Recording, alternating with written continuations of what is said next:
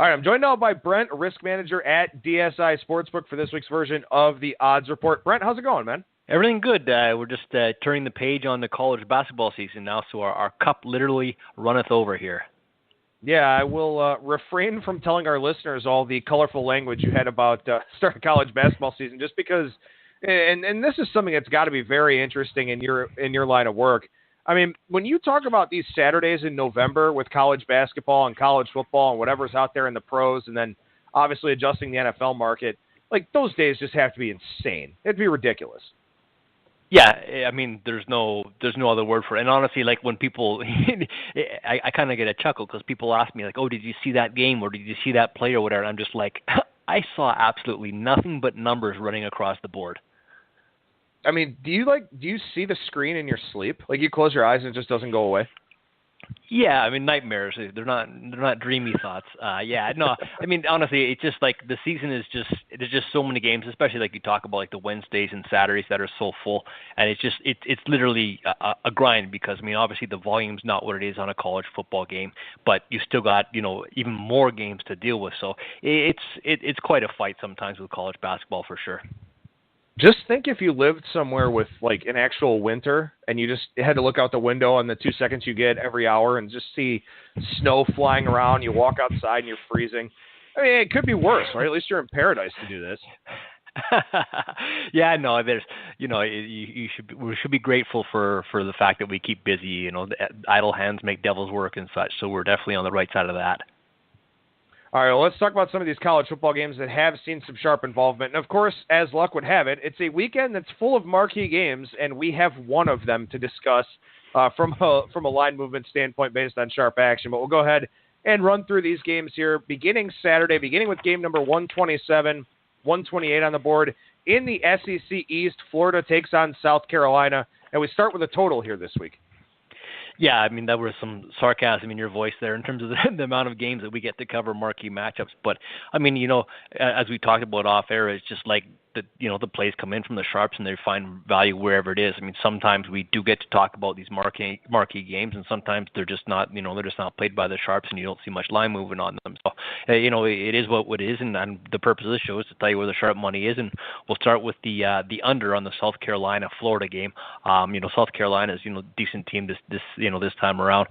Florida obviously struggling. I mean, I like I said, I've said previously, I never really look at these plays and say, oh, I like that, I don't like that, or whatever kind of stuff like that. I mean, this one obviously, just with Florida's struggles, I mean, they haven't put up more than, I don't think, like 16, 17, 18 points in like their past 4 games, and South Carolina at home, Florida on the road. I think it's going to be a tough spot for them to do that. So, I kind of like the sharps on this one. Forever that's not worth anything. I do have my wager count almost dead even. So again, like the public usually does bet over, so I'm pretty much even in terms of my actual individual wager count on this game. But I do have the total down to 43.5 based on that sharp action that they did bet under 45.5. All right, well, we'll move to a real awesome game here that I'm sure our listeners are going to be thrilled to hear about. Game 149-150 between Middle Tennessee and Charlotte. And again, I mean, these are just the games that sharp guys have hit, and we're going to talk about those games because those are the games that we can use as a frame of reference here for this segment. But they're on the Middle Tennessee-Charlotte game. What side are they on? Yeah, it's one of those cases where, please don't shoot the messenger here. All we're doing is giving out the sharp plays that have come in. They are on this game as well, and they're taking the home dog here, Charlotte, when they're catching 14. So Charlotte plus 14 was the sharp side there at home to Middle Tennessee State. This line's down to pretty much 12.5, pretty much, across the board. I do have action on the total as well that was sharp. Now, this has been, quite a big move on the total. Sharps came in on this one on the over 44.5. We're up to 50.5 right now, almost pretty much across the board. So that's a real big move on the total. I don't have, a big chart on this game, obviously. I have taken almost like 3 times as many more bets on Middle Tennessee State. Now, again, it's just not a huge wager count in terms of the actual individual number of bets I've taken, but still, it does suggest that the public is backing the road favorite, and I do have sharp action on the home dog, Charlotte, plus the 14. And again, like I said, the over 44.5 was also sharp, Adam. So now when it comes to a game like this, and, you've gone from 14 to 12.5, why not go lower? Because there's not going to be a whole lot of public involvement on this game, so it's going to be hard for you to get money back on Middle Tennessee State. Why not just protect against more Charlotte action?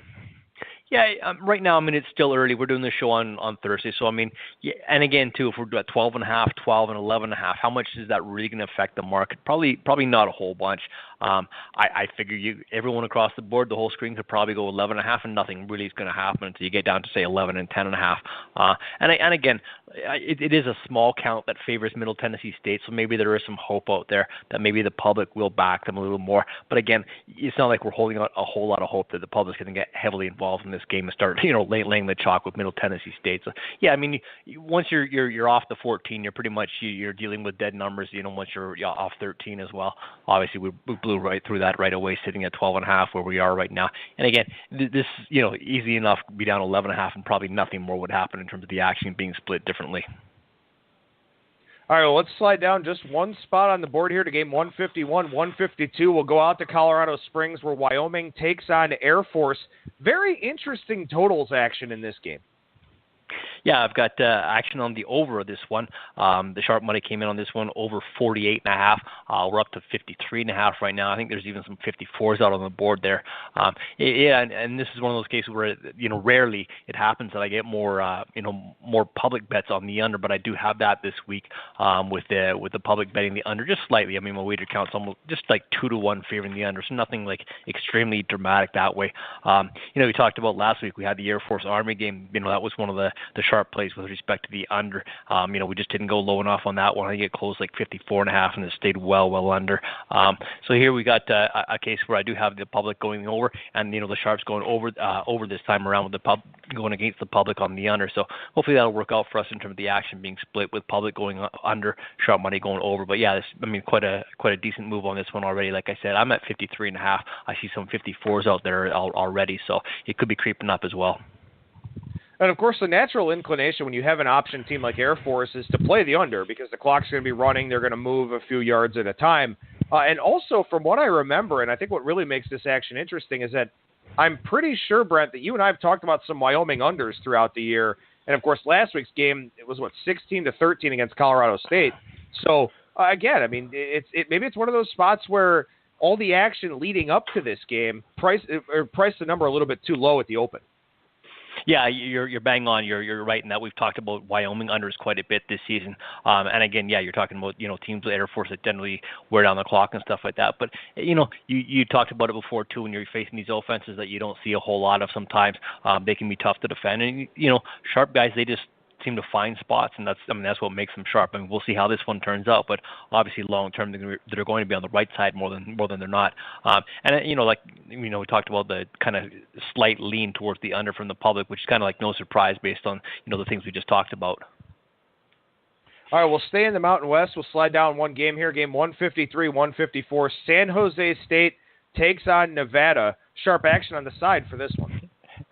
Yeah. San Jose State and Nevada. Let's try and get excited about this one. I think they combined for 2 wins between them, and San Jose State's like 1-9, Nevada 1-8. So barn burner probably not, but value has been found with the road dog San Diego State. Plus 20.5 is where that came now. This line had opened like around 19 and got bet up. It's definitely just public money driving that number up. And again, we talk about sometimes whether public money can move a number. It definitely can because you just don't know if sharps are going to get involved and at what point they might get involved. So you could have public laying a number like this with Nevada. Say they started laying the 19.5, and sharps did not come in at all. So you still move basically, even though it's public action that's driving that number. Just because what if the sharps happen to like Nevada as well? Well, then you're stuck at a number that you haven't moved on a whole lot of public action, and now you've got sharp action to go with it. So you always you are moving on public action for sure, especially when there's no sharp action involved up to that point. But we did get sharp action, like I said, on San Jose State at plus 20.5, and that's why we're back down to 18 now. Yeah, and of course there are so many considerations here at this time of year. I mean, for San Jose State, they have 1 win. They would obviously like to get 2. For Nevada, same thing. They have 1 win. They'd like to get 2 because you're running out of chances to actually win games here at this time of the year. So there are so many different considerations. We've talked about a lot of them here throughout the show on this week. Teams that are looking to get bowl eligible getting steamed.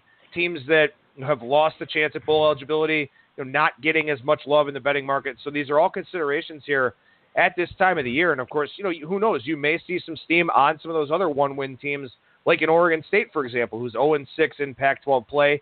Maybe at some point here over the last few games, we see them take on a little bit of interest. All right, we do have one of the marquee games to talk about here this week. It is a big one in the SEC. 187-188, Georgia takes on Auburn. What was the sharp money here, Brent?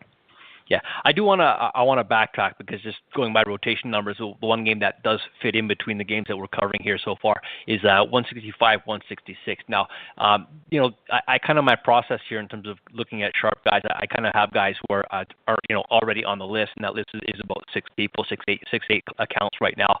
But there's other guys who I kind of keep track of who seem to be what I call pseudo sharp, who like may make the jump to the list next season kind of thing. Just getting a kind of a feel for more action. And I do want to say that I did get what I'm going to call pseudo-sharp action on Miami, Florida, the home dog versus Notre Dame before we jump to the following game. So just something to look out for there as that line continues to drop down. If it goes back up, I think the Sharps might grab Miami, Florida again. Again, this guy is not a list guy yet, so that's why we haven't talked about this game as one of the official steam plays or sharp plays so far. But Miami, Florida plus 3.5 is one to look out for. This one here with Auburn. I mean, finally, like you said, we finally get to talk about one of these marquee games. And there's quite a few good games on the board this week. But so far, what I have for sharp action, is what we're covering here. And the home dog here, big game for Auburn is where I got sharp action. So that's a good spot for us because, you just know you're going to get a ton of. I always do. I mean, then they're sitting there number one ranked right now, but tough spot with them on the road at Auburn. Auburn obviously is very tough, 10th ranked as well. Auburn plus 3 minus 05 is where I got that sharp action. And looking at my wager count in terms of the actual individual number of bets I've taken, it's almost 4-1 favoring Georgia. So that's a real strong count in terms of the number of bets I've taken favoring Georgia. So a lot of public money all over Georgia and sharp money on Auburn. So again, I always, I really like in terms of booking. I always like these spots where I've got a whole lot of public money going one way, and I got sharp money going the other way. It's, a sharp public split. So obviously we're going to rest our nest egg with the sharps.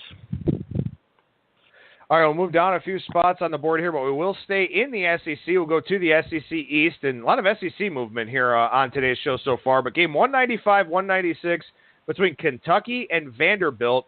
Some sharp involvement for this one.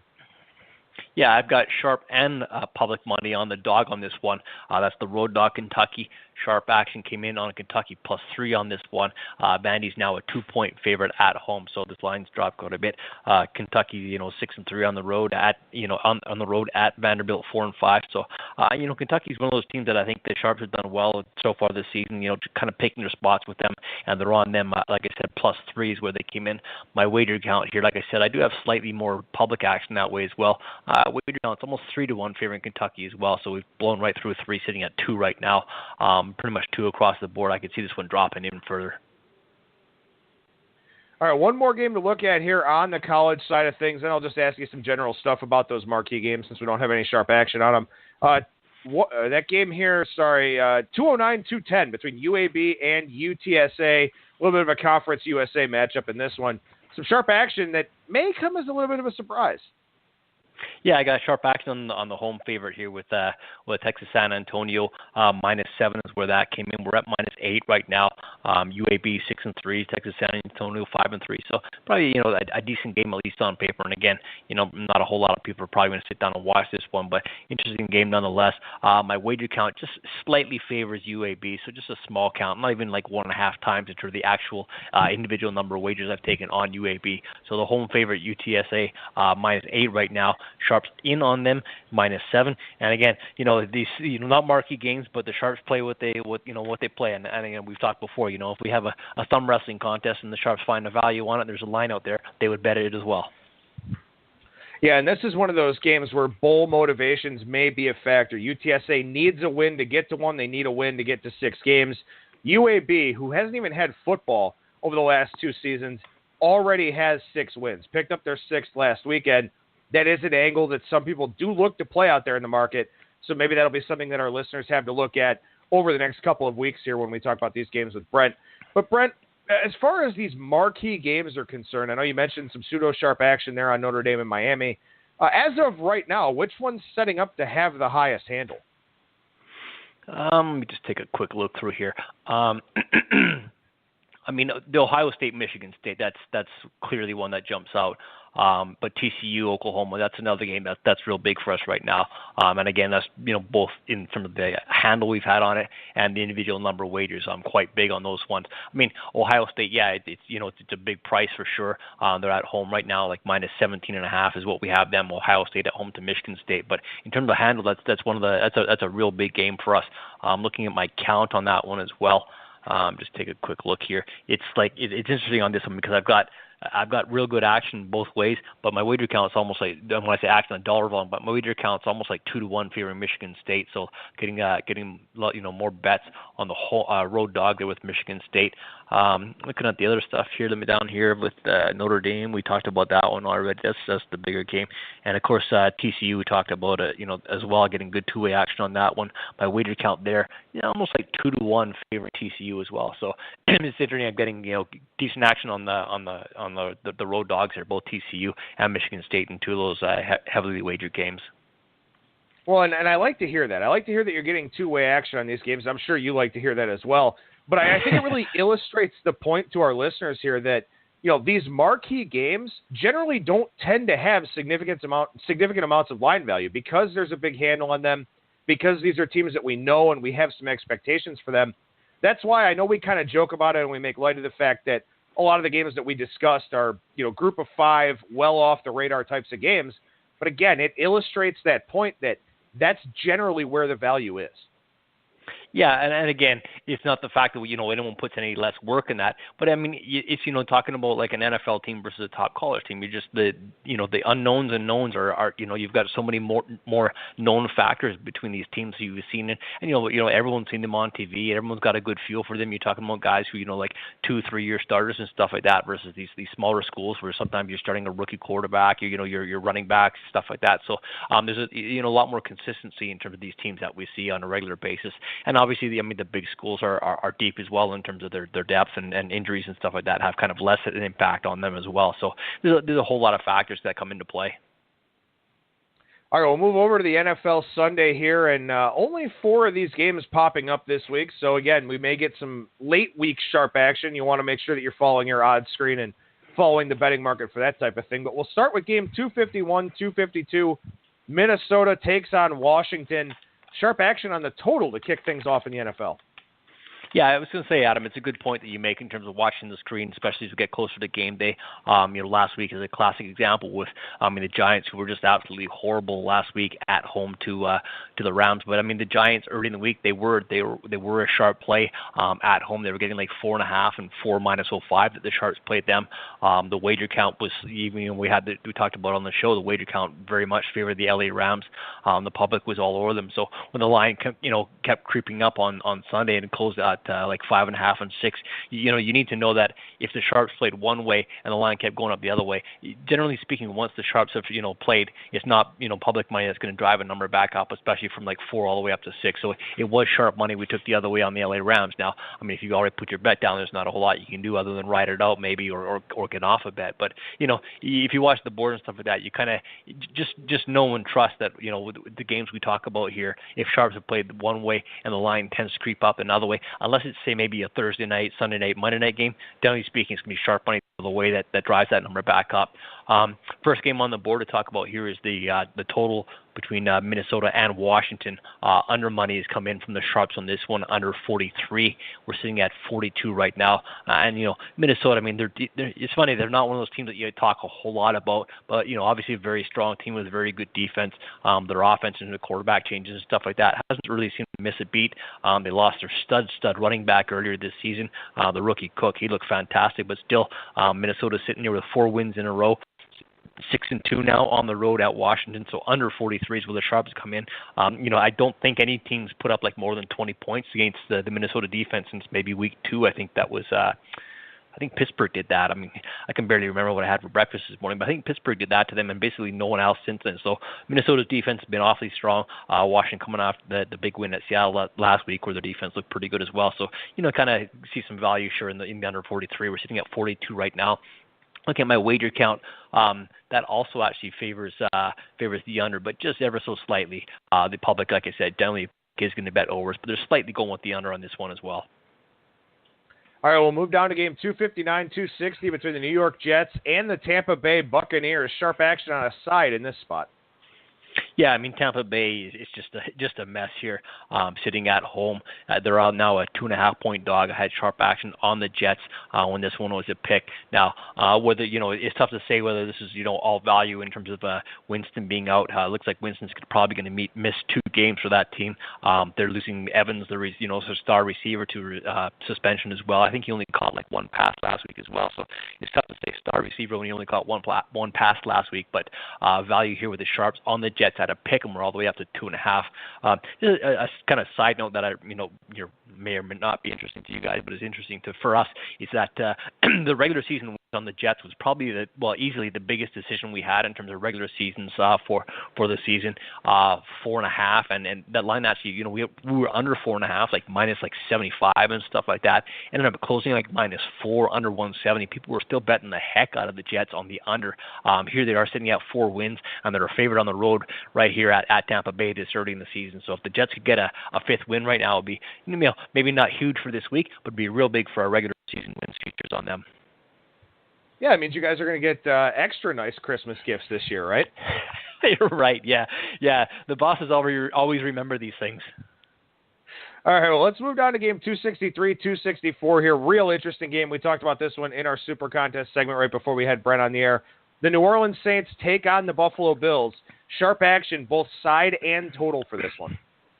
Yeah, this is, talk about good spots for us. This is one now, again, assuming the Sharps are sharp for a reason and they're going to be winning long term. This game does set up well for us because looking at my wager count already, it's almost 3-1 favoring the road favorite New Orleans. I'll resume -3, dog 20 right now, and I do have sharp action on the home dog Buffalo +3, -05. So, having sharp money on Buffalo this early, and we do always often expect one-sided action favoring New Orleans. The public just always tends to like betting New Orleans. They also like betting New Orleans games over, and that's the case in this one as well. So I've got a wager count favoring the over, and I've got sharp action on the under as well. So I've got under 48.5 sharp action there on this game. We're sitting at 46.5 right now, so we dropped 2 points. And again, this side hasn't moved a ton, but we are sitting at -3, -120 from the +3, -05 that the Sharps bet early in the week. So definitely, obviously, we've talked about before the value in numbers. When you're laying, -120 as you would have to now versus laying the 105, that's almost like a 3% difference in terms of your break-even percentage. So, a break-even at -105 is like just over 51. Break-even at 120 is like 54.5. So, these things long-term really make a big difference in terms of the sharp guys. When you look at the end of the year, looking at your ledger and how you did for the season. But Buffalo +3, -105, and like I said, I got a wager count almost 3-1 in favoring the Saints, and I've got under 48.5 as sharp as well, sitting at 46 right now. New Orleans has won, I think it's like 6 games in a row, and the Buffalo they look quite poor at the Jets last week. So it's one of those cases that maybe that kind of be, something that sticks in the public's mind in terms of how bad Buffalo looked and how New Orleans had looked so good for so long. Are you going to be able to hold the 3 in this game, or do you think it comes down to 2.5? It's going to be 3 in juice or 2.5 in juice. Yeah, I could see going out at 2.5 -120 or something like that, or 3 dog 20.